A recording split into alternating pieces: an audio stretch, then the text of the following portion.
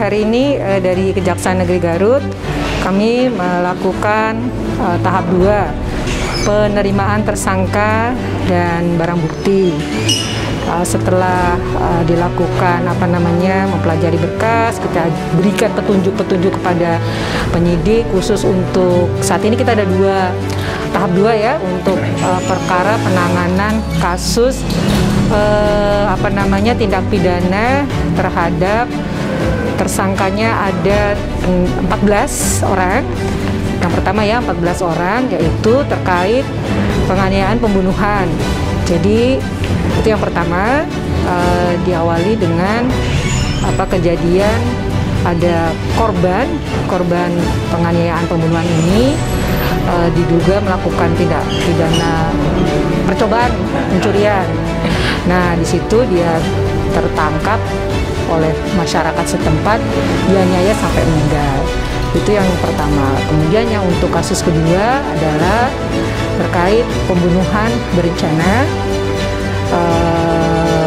yang dilakukan atas nama Yono Suryono. Kalau yang tadi tersangka yang pertama Hasbullah dan kawan-kawan ya, yang 14 orang tadi. Kalau yang ini atas nama tersangkanya adalah Yono.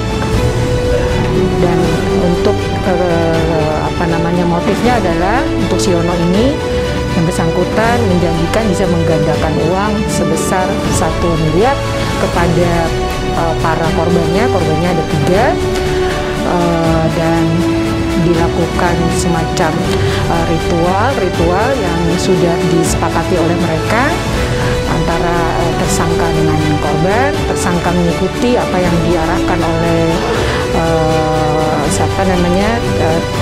Yono sebagai pelakunya, yang menyebabkan 3 orang tersangka 3 orang korban, 2 diantaranya meninggal dunia, begitu terkait racun.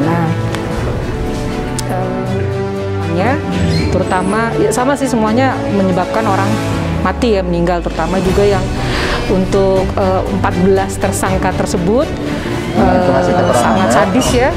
Si korban itu disangka melakukan pencurian, kemudian dihakimi oleh massa di situ, kemudian dipukul, dikeroyok menggunakan alat-alat, sampai akhirnya bersepakat untuk memasukkan yang bersangkutan ke karung, kemudian dibawa ke suatu tempat. Di sana disiapkan galian sebesar 1,5 meter.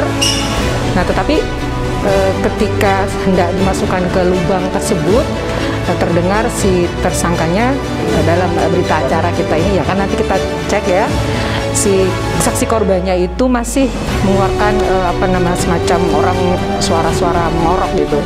Nah, oleh salah satu tersangkanya itu dilakukan dibogorok dengan pisau atau senjata tajam. Barulah dia dimasukkan ke dalam kubur tersebut dan ditinggalkan. Itu kejadiannya malam hari sampai jam 22 sampai jam 3 pagi dini hari.